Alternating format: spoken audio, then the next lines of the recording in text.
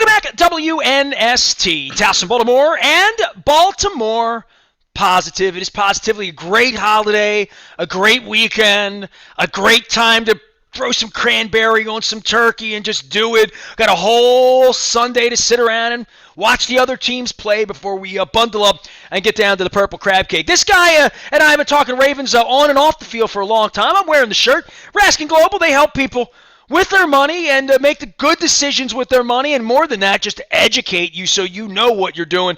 We welcome Leonard Raskin back onto the program. No crab cake this time, but next time, I'm looking forward to seeing you at Pappas. That's your favorite crab cake. We've been waiting a long time for this one. We're going to be at Cockeysville on the 3rd. We're also going to be joined by Mike Bordick, former Oriole, as well as Jim Reese from off at Kerman, my pal. Who we couldn't get together with at Nick's a couple weeks ago. Leonard, happy Thanksgiving to you, man. I hope things are going okay for you, pal. Happy Turkey Day. Things are good. Home and rested, and I'm taking today off. I'm not quite fasting, but I'm going low cal to get ready for Thanksgiving. Well, and then there's the post thing. Then there's the leftovers that are coming. You know, I said to my wife this morning, I'm like, what's on the menu this year that I don't know about? And she's like, well, I picked this up and I picked that up, and I'm like, what? No carrots? No, you know. So we're going to wind up with 14 dishes and just the two of us here to eat it. So y'all come on over and we'll share our leftovers here. But you know, for we'll get to the money in a minute. But I want to talk a little football and Thanksgiving. Absolutely. Because when I got to know Art Modell a little bit, you know, when the team came. Yeah. And I definitely remember how Thanksgiving, and talking to him about this, and all the old timers, about how somehow, some way, we talk about people trying to wrap themselves around the flag, or wrap themselves around a culture, or wrap themselves around a brand. The NFL and football, the sport of football, wrapped itself around Thanksgiving sometime when our parents were running around in the 40s, 50s, and 60s. And the NFL latched onto this thing, and the people of Detroit decided to eat late dinner. The people of Dallas decided to eat early dinner, you know, whatever, and they always had these games. But the NFL being a part of, I don't say the most significant holiday, because people can make an argument for any sorts of religious holidays, but this is an American holiday. It's nothing to do with religion. It's eating, it's family, it's thanks, it's pretty universal. It's hard to urinate upon Thanksgiving. But I would just say football and Thanksgiving, it's to me the reason football won. Football won as a business because they wrapped themselves around Thanksgiving. They did a great job. I mean, I almost can't remember Thanksgiving without football. There is no such thing. No, they're right. I mean, and of course it's crazy. It would be so much better if the Lions were in it. Because every year, now I gotta say, you know, I loved watching Barry Sanders in the day, loved watching Calvin Johnson in the day, but I give Eric Hipple love when I run into him. How can they just be so bad for so long? I mean, they went out and traded quarterbacks and thought they were going to, you know, I don't know what, that deal still strikes me as very odd. And yet they're still terrible. But I'll give them this. They fight like hell. I mean, look, we needed a 66-yard field goal to beat them. Pittsburgh tied in overtime. And they didn't have a bad game this past week. They fight and they come up short every single time. It's like they have the Eeyore or the who was the guy? Charlie Brown. Charlie Brown. Well, right. Of course, Charlie Brown. But I'm thinking the guy in Gulliver's Travels that, you know, oh no, we'll never make it. I mean, they have that cloud right above. It always rains on Detroit's parade. It's just terrible. Yeah, the shirt you gave me, by the way, is a nice. This is called Honolulu Blue. Honolulu Blue is their official color of the Detroit Lions. You know, it's so funny. I had to laugh hard when you started talking. Blue. Yeah, in this segment, I literally threw to you, and I'm like, you know what would make Thanksgiving better? The Lions not playing early. You know, something. Well, this week, tradition. Because the game's Sunday night. At 3 o'clock in the morning on Tuesday or whatever, I'm doing all this Cleveland radio and talking about the Browns this week and talking about Thanksgiving and talking about Giving Tuesday with our friends at Barks and our friends at Wise Markets and talking about giving back and like all of that stuff. And I'm like, we play Saturday or Sunday night, 8:20. I've said, let me look at the games. And then before I started looking at the games, I'm like, Well, there's 3 games on Thanksgiving, and the first one will stink, and the second one might stink, and the third one you got a 50-50 chance. But I know Right. the one thing that it'll do, it'll diminish the Sunday games. So the fact that, there's less of them on Yep. Sunday. So Yep. I thought we'd have lousy. No, no, no. Sunday's games for Good games. leftovers, oh, Good games. unbelievable. I mean, we got Pittsburgh and Cincinnati, we got New England and All Tennessee. division. Yeah, All I mean, division for just us. good games all day long. So I'm thankful for that. So if you're asking me what I'm thankful for, I'm thankful for leftovers because I'm going to have some crab cake leftovers from Conrad presented by the Maryland Lottery. Let yourself play. We're going to be up in Abingdon on Friday. But this is, Thanksgiving weekend. We get together with our families. We do stuff. We watch tons of football, right? But I know you want some folks to get together with family and maybe talk about some money, talk about you have that extra time, that Black Friday. Nobody's running around the malls maybe like they used to. Moms and daughters get together sometimes, do some shopping or whatnot. This is a family review time because it's a time when people actually get in a room together and they're a year older. Sometimes somebody has died during the course of the year and there's trauma. But this is a time, some serious conversations. And I don't mean political or, No. people throwing mashed potatoes at each other. I'm talking about, hey, man, can we talk? Right? I mean, this is a time where you get together and take a walk in the park after you walk off the pumpkin pie, and serious I would say more serious conversations happen this weekend amongst family than probably do during Christmas or Hanukkah, whatever your family would be, right? It's absolutely a reflection time. And for us, we spend a lot of time on Wednesday before Thanksgiving, Friday after Thanksgiving, sometimes the Monday after Thanksgiving. We do a lot of family meetings right around this time of year. It's, as you said, it's an opportunity when, for a lot of people, the kids are home. I mean, my son's home from college for a long Thanksgiving weekend. So we'll talk about that in just a minute, the big Saturday. But people spend time on these days with us and with their families talking about what's going on, making sure that people are aware that things are up to date. It's a good time to check in pre-year end. You can't wait. Well, you don't Zoom about this in the modern era. I mean, if your family hasn't been together in 2 years because of the plague, because of indoor, there will be some tough conversations. Literally, right? Absolutely. And this is the time. You can't wait until Christmas to make year-end money decisions. It's a little late and a little rushed, and it's hard to get things done. So Thanksgiving is a great time to check in. You should check in with your advisor. You should check in with your accountant. Is there any year-end things you should be getting done? Because if you need to get them done, you got a month ahead of you to get them done. You don't have to worry about, hey, it's Christmas. Nobody's working between Christmas and New Year's. How do we do this? Thanksgiving's a great time to sit down and make those things happen. Have those conversations. Like I said, we have a lot of family meetings where things get discussed around this time. All right, well, let's discuss something personal to me because I thought about this early in the weekend, and I don't, Moeller famously says I don't write down notes or green room, but I did think about this over the weekend. But I thought about it at 3 a.m, and I didn't drop you a note, and I knew we would be getting together. I've been trying to sell my condo. You know this. The world knows this. We finally we're under contract. We went under contract this past week, and the buyer wanted way earlier than we could, right? My wife's away a little bit before Christmas. I'm like, hey, man, I got to get my wife home for Christmas. We'll do Christmas week anytime after, whatever. And the buyer's been very magnanimous. Great guy, big Oriole fans, very happy to be, near the stadium. It's nice.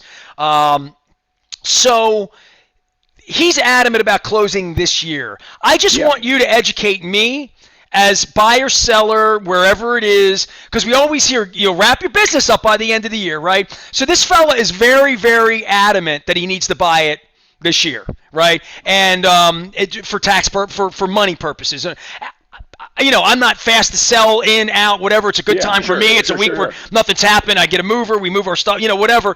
But when people have a giddy up about them, you just brought up a great point about Christmas. Like, that week's skinny, and we're like, hey, let's do this on the 28th in case it goes to the 29th or 30th. There's a snowstorm or, whatever would get in the way of doing it. Just making sure you have your boats aligned over the next couple of weeks. Yeah. I don't know why somebody would be anxious to buy if it's a residence that they're buying, before year end, there's really not any tax trick to that. So, but what if it's an investment property?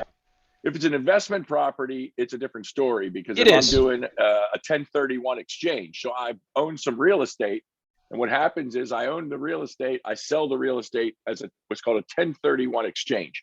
So I'm selling it with an escrow agent, and I've got to identify and buy another property in a certain window of time so that I can defer gain on the sale of one and not have to pay the taxes on. So if he's selling a place in other. Ocean City to buy a place in Baltimore, that's a second home because he lives in Oshkosh. Well, an investment property, and he doesn't want to pay the tax, and his window's closing, then yeah, there's a time crunch. It's not necessarily an end of year crunch. It's like a 180-day crunch, and maybe he's running up on that end of that window. So yeah, from that standpoint, timing could be critical to the buyer, in which case they say, look, I need you to settle this by X date. You say, great, you got your price, you're out. Happiness is the week before Christmas, you make sure everything's lined up. Between Christmas and New Year's, you get the heck out. All right, so I don't need to tell you I lost a lot of money, right? Like, I mean, like, and it's a lot of money. So knowing all of that, and I'm calling. By the way, if you're in the market to rent a beautiful place with a lot of light and outdoor space, we're interested anywhere in the Beltway. We're not sure. People are saying, where are you going? We looked in Columbia the other day. We looked in Catonsville the other day. We've been looking in Canton. We've been looking in Highlandtown. We've been looking in Fells Point. We've been looking not so much Harbor East. We've looked uptown. We've looked up Cross Keys kind of area. We've looked in Towson. And Nancy Hafford, shout out to you. So there have been places we've looked. At the end of the year, we will shed an expensive, beautiful home we've had for 18 years. I was with, no offense to you, I was with one of the smartest people I know about money, who's an insider banking person that I've known for 25 years. We went drinking in Chicago last week. He's worked at many, many banks. He was a longtime sponsor of mine 25 years ago. And we're driving around eating pizza, delicious Pequod's pizza, by the way, which I still have a couple slices of that to get down with my turkey and gravy as well in the fridge that I muled back, folded it like a calzone and brought it back. And we were talking about home ownership in America. And he said to me, it's the biggest scam in ever. It was an inducement to buy homes. It's not really the greatest thing you can do with your money, that you could rent very capably and happily and invest to put your money into other things other than bricks on the 23rd floor in the sky that you can't give away 15 years later, and you need a match. Stocks, bonds, the market, ways money can be moved around with folks like you who know how to do it. We are not going to buy right now. People say, why? Because there's nowhere I think I want to be for 5 years or 10 years after being stuck a place 5 years longer than I wanted to be financially, but not spiritually. I love living here. I love the city. I'm not leaving because of crime or the mayor, like any of that. It was more about outdoor space, and my wife wanted a balcony. And more than that, and anybody that knows me at this point after my wife so much died twice, it's more about variety. It's more about, I don't want the same anymore. I've done the same for 18 years. I'm eating different foods. I'm going different. I went to Omaha 2 months ago, right? I just want to do different things. So from the home ownership standpoint, you're my guy, Leonard, Raskin Global, and I come in, we're doing money together, and I sit with you and say, all right, if we have a lot of money or a little money or investment money, we don't really want to buy a house. We don't want to incur closing costs and be stuck in a place. We don't really think we're going to be anywhere 5 or 10 years. What do you say to people? And is it different saying something to a 50-year-old couple different than a 25-year-old couple? Because my whole life was, I bought my first house when I turned 18 years old, thinking it was going to be something, and I got my ass kicked. I bought a house in East Baltimore. I bought it for $48,000. I sold it for $44,000 12 years later. I don't want to tell you what I paid for this place, but you can look it up. And I don't want to tell you what I sold it for and put the $200,000 into it that I sold upside down. So there's like all of that. I've had bad experiences. My wife and I both sold homes where we've made $100,000 and brought a bunch of money back and dumped it into this, right? So, but the next step here and now, what do you tell people as general advice? So, great question. I will say this: whoever the money guru is that said a real estate home is not a great place, I would argue with flat out, hands down, wrong assessment. When you run the numbers of home ownership, you got to include in the calculation. See, the thing about real estate is long-term, it returns about 2%. So everybody that thinks real estate's a boom, that's rare. Those times happen rapidly, short-term, and that's what allows 2% inflation in the price of a home appreciation over the long term, because for a lot of years, it doesn't appreciate at all. So long-term hold, people get about 2% in real estate. However, when you're a home owner, as you're contemplating right now, you got to pay rent if you're not a homeowner. So what people that say this about home ownership, that it's a bad investment, aren't considering is the fact that rent has to be paid to live somewhere if you don't own. So you got to figure that in the calculation. And when you figure that in the calculation, home ownership is a hands down win 99% of the time. There's not going to be ever a time when home ownership isn't a financial win. Having said that, if you buy high and sell low, that stinks. And I know a lot of people who have had that happen. And you know what? It happens in stocks, it happens in bonds, it happens in other investments, Bitcoin or whatever it may be. It happens owning businesses, it happens buying real estate. So sometimes you win in a deal, sometimes you lose in a deal. What I would say is your thinking is right on point. However, am I going to stay here? Is this a place I want to be? Is this where I want to lay down roots? Do I have family? Do I have friends? Is this where my community is? There are things about home ownership that go beyond the financial. We don't do everything in life based on financial. If we did, the decision about meat and potatoes would be, where do I go to dinner? How much do I spend on dinner? What was my alternative? Could I invest that money better? We don't think that way. So a house is certainly an investment decision, but when it comes to, I don't want to put roots in the next spot. I want to be flexible. I'm just thinking about the hundreds of thousands of dollars in taxes I paid, right? Like right off the bat at 10, 12 grand a year, even that, 200,000 just in taxes, right? So it's a matter of location. Look, I was with a gentleman just in the last few days. We were having a conversation. He wants to buy a place at the beach. So we had a conversation about two very similar houses. And this is exactly on point of what you just said. One's in Ocean City, one's in Bethany, Delaware. Two rival communities, very close together relative to where he's looking. One, the property tax is about 9 grand. One, the property tax is about 900 per year. So what do you make that decision. Do I need to live in Ocean City, Maryland and pay $9,000 a year in property taxes? Can I live in Fenwick or South Bethany, Delaware, pay $900 in property taxes? It's a lot bigger house with a lot less taxes. Not bigger. House is the same. The taxes are about a third to a quarter. But if I can save that in taxes, I can use it to buy a bigger house. So I have more real estate, less property tax. Yeah, that's a consideration. People make that decision all the time. But the question of how much does this thing cost in total? When you do the exercise, it's all about putting down roots. Look, I have a gal I've advised. You said 20 versus 50. She's in her late 20s. She doesn't want to buy a house. These 20 somethings, man, 20, 30 somethings, they want to move all over the country. You and I, when we were coming up, if our resume had more than a page, we were in trouble because we moved around too much. Today, if your resume doesn't have 3 pages because you moved from company to company, town to town, you're a fool. Who stays with a company 5 years, 10 years? You got to keep moving. And these people want to live in California, Texas, Florida, Maryland, Delaware, all over the country. They want to move all over the country, so they don't want to buy a house anywhere. And yet I have other folks in their 20s, lay down roots, going to be with a company, going to Zoom work, and they're going to own real estate in 10 different states. Like your guy that's looking at your place, it's going to be rental properties all over the country. They're going to own rental properties all over the country, and they're going to Airbnb this stuff.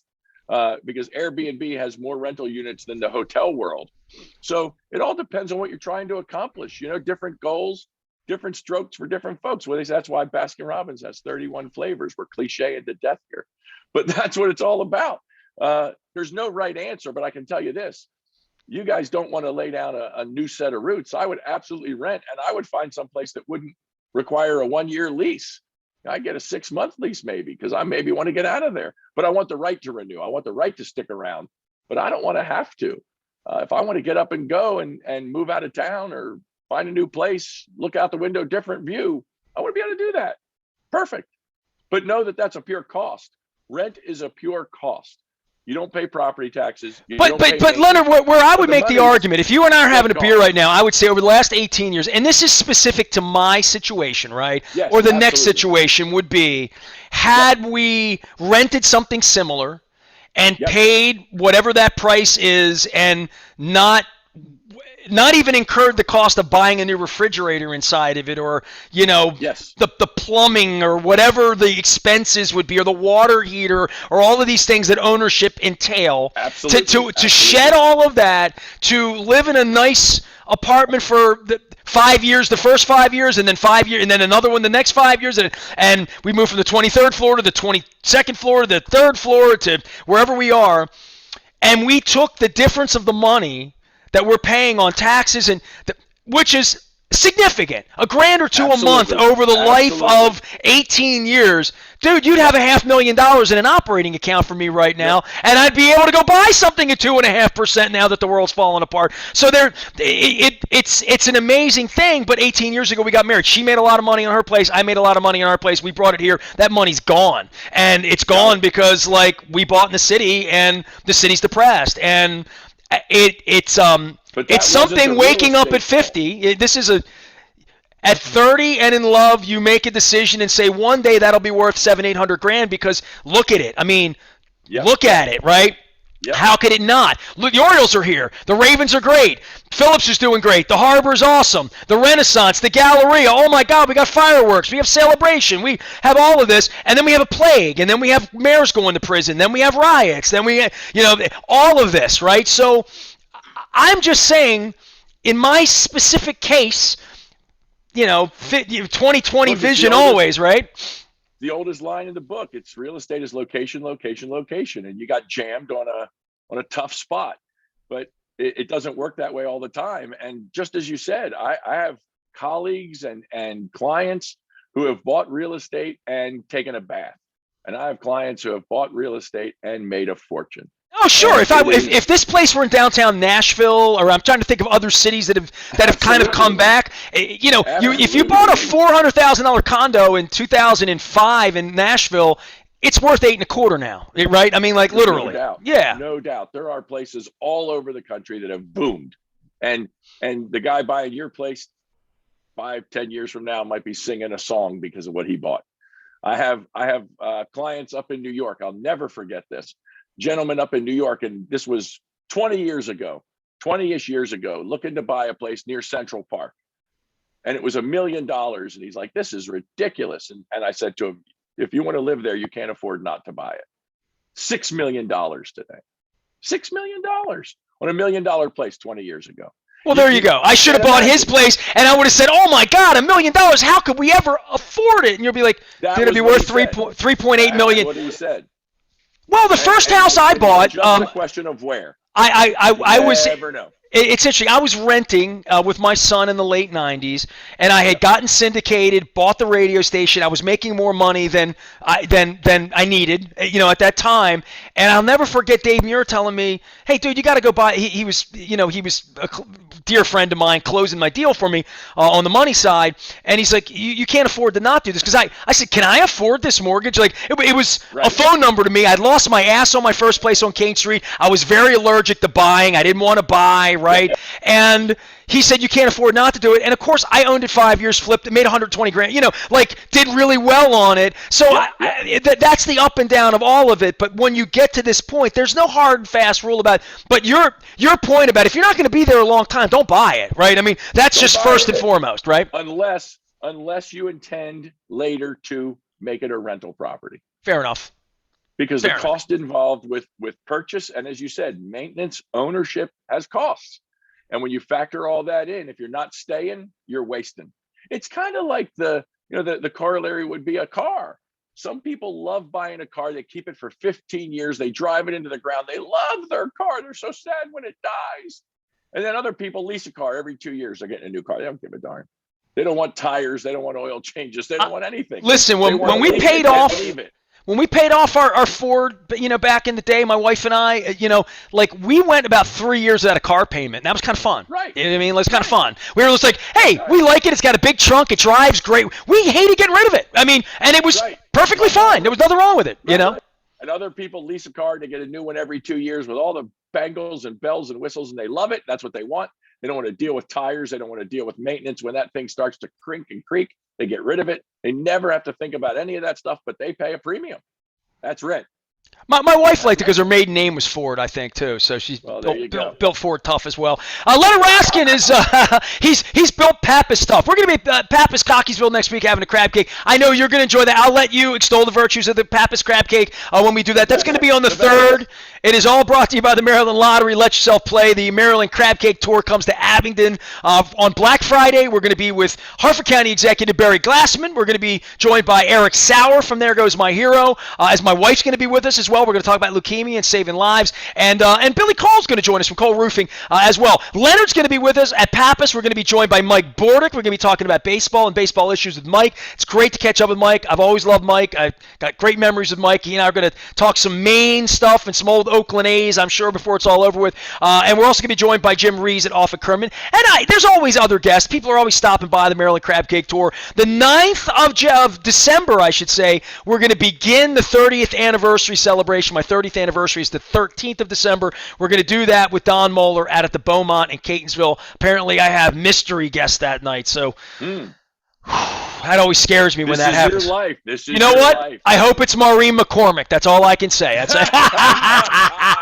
He is Leonard Raskin of Raskin Global. Tell everybody what you do for money. Probably pretty much what you just did with me. I come and cry on your shoulder about how I got screwed in real estate, and you're like, well, dude, next time, think about it this way or this way or this way. Here's some other options for you, right? That's right. And measure the transaction before you get involved. So we do everything money, and we make sure people know ahead of time what they're getting into, so later they don't get surprised. When it comes to investing, real estate, taxes, insurance, everything, you name it, we do it. We deal with people's money, and we do it in a totally different way. Everybody's about rate of return. We're not. Everybody's about the next great thing. We're not. We're about looking at strategy and how that plays into your life and what you should be doing and what you should be thinking, that is not what the financial institutions want you to know and think, but what economics dictate you should do. There's lots of things out there people don't know, and what you don't know can really hurt you when it comes to your money. So make sure you have somebody who's wise about, see that what I did there? Wise about their money. You did this kind of wise? This is the kind. Yeah, thank you very much. Wise Excellent. about the money, so that you don't get stuck with, hey, I made a bad decision and now I'm upside down, or I didn't know that. The worst thing you could hear is, or think is, I didn't know that. I didn't realize that. You got to know things, and you got to have somebody in your corner giving you advice, so that you're not a historian. You're proactive about your money, taking advantage of what's going on in the world, and making great decisions. Leonard Raskin is here. He'll help you make some great decisions. Raskin Global, always love our. This may be one of my favorites because, it really is in your wheelhouse, and it's in my face right now. Not on a, again, I've made money on transactions and lost whatever it is. We've loved our life here, right? And part of that is, to your point, is what do you do with your money? You enjoy the hell out of it. I have never not enjoyed looking out these windows. I've just decided after 20 years we want a different view, but I also have decided I paid too much for it. You know what I mean? There's sometimes you take the ride. What's the Hunter Thompson, right? You buy the ticket, take the ride, right? And sometimes you get off the ride and you throw up, and sometimes you're your losses and you move on to the next one. Well, this is a reason not to eat too much pumpkin pie this weekend. Moderation. I'll tell you something. It's a big man who can say, I made a mistake, or it didn't work out the way I hoped, and take the loss and move on. A lot of people, look, gamblers always tell you about their wins. They never tell you about their losses. So it's something to say, hey, this one didn't work out the way we hoped. We're going to move on to the next one. Okay, we lost. We're on to the next one. So what? And I'll give you a little piece of my soul here, because you asked for that when we do this. There's no script on this. The thing that disappoints me the most in all of this is the thing I'm most famous for, and that's the Orioles and their role in me losing a lot of money, and downtown losing a shitload of revenue, tax revenue, people revenue, spirit revenue, doing stupid stuff like boxing the Ravens out of having a Super Bowl celebration. Just awful, awful stuff that the Orioles. So I don't put it at their doorstep, but you know why I bought here, Leonard? Do you know really why I bought to live here? Because I was going to walk to Oriole games. 80, you know what I mean? Literally, I paid the premium to be. I had a press pass. It was 2003. I know it feels like a long time ago, but I was a real media member then. They were a real baseball franchise then. Cal Ripken had just retired. Yeah, they stunk, but they weren't going to be what they are and what they've been over literally 18 and a half years of me living here, which is I don't go to the games, which is one of the Lions of baseball. Yeah, I mean, I don't go to the And not games, playing on and Thanksgiving. I have no go to plans on games going to the too. game, so why live in the neighborhood? But that was the dream. The dream was my wife and I were going to go to 50 games this summer, be a part of all of this, promote it, love it, like all. That's why I did Free the Birds in '06, because I saw where it was going. 15 years later. '06. That was '06. 15 years and 2 months ago. 15 years ago. So, wow. What it's become has become a nightmare for me, and all that I wrote about back then about what the tragedy would be to have to give my condo away. Well, that's what happens when a city's mismanaged and if baseball team's mismanaged, then people can't work together and bring people together. So I hope it gets better. And I don't want to bring anybody down on Thanksgiving. I mean, by the way, turnaround. Thanksgiving for you: apple pie, pumpkin pie, sweet. What's your pie? I'm an apple pie guy. Love hot apple pie, nice scoop of vanilla bean ice cream on the top. I'm in heaven. I'm coming to your house. And falling asleep on the couch and saying to people, I'm not sleeping, I'm watching the football game. So here's what. So my wife and I, because we're moving, we're trying to get rid of stuff, right? All the stuff we have, food. I'm talking about, not clothing, but Goodwill will get their share, right? But I'm looking around and I found like caramel sea salt spread, for ice cream, and I'm thinking, Leonard, apple pie, right? You need some caramel sea salt stuff. So I'm looking to purge is what I'm looking to do here into my belly. Leonard Raskin will help you not purge your money, take better care of your money than I have with my condo. But an investment's an investment. We've loved our time downtown, and but it's been a frank conversation with you. I appreciate it. I hope you have a beautiful Thanksgiving. I know it's been a struggle the last couple months for both of us, just in lots of ways on and off the field. We're gonna have a good holiday. We're gonna get through this and beat the Browns Sunday night, right? It's the most important. Hey, thing. we're gonna be Tyler Huntley like Snoop. His nickname's Snoop. Just call him Snoop. Snoop. How do you get that? Snoop? You know what? I'd love to ask him, but I don't have access to ask him questions. He was on the podium the other day for a minute, and I didn't think to ask him that in the aftermath. Like, hey, how'd you get your nickname? But I'm sure Jeff Zrebrek will find him or something. Hey, Snoop pulled it out. Snoop did it. Leonard, rest up, man, over the weekend, all right? We'll get with you next week. Hey, and don't eat too much. Save room for a Pappas crab cake next Friday, I'll be ready. I'm always ready for a Pappas crab. I know you are. Leonard Raskin's going to join us from the Maryland Crab Cake Tour, presented by the Maryland Lottery. We're going to be at Black Friday this Friday, Abingdon, and then at Conrad's Crabs, having my first ever Conrad's Crab Cake. Looking forward to that. And they have a great, so I mean, real water family, the Conrad family, so it's going to be great storytelling. And we're going to be with the Pappas folks on the 3rd of December, as well as with Mike Bordick. And Harford County Executive Barry Glassman will be with us up in Harford County as well. Little aside, Leonard, and I've been giving Moeller a raft on this one. About 6 weeks ago, I said, I'm doing the Crab Cake Tour on Fridays. What do you think of Black Friday? And he's like, hey, you won't get guessed. I mean, it's a holiday week. Don't have the show on Black. I'm like, Black Friday's like, wives are shopping and kids are shopping. People are out and people are bored and they got leftovers and they want to do something. And I hit Barry Glassman. He's like, sure, I'll come out Black Friday. So I'm giving Moeller a hard time. I'm like, see, you told me I wouldn't get anybody out. I got the county executive out. So there, have at it, Harford County. Conrad's is where I get my steamed crabs. None better. None. I've had Conrad's crabs. I've never had their crab cakes. So this is going to be. This is why I do the Crab Cake Tour. It's open debate. It beats talking about the Orioles. We are WNST, AM 1570, Towson, Baltimore, and we never stop. The soon-to-be locked out baseball, unbelievable. Baltimore positive.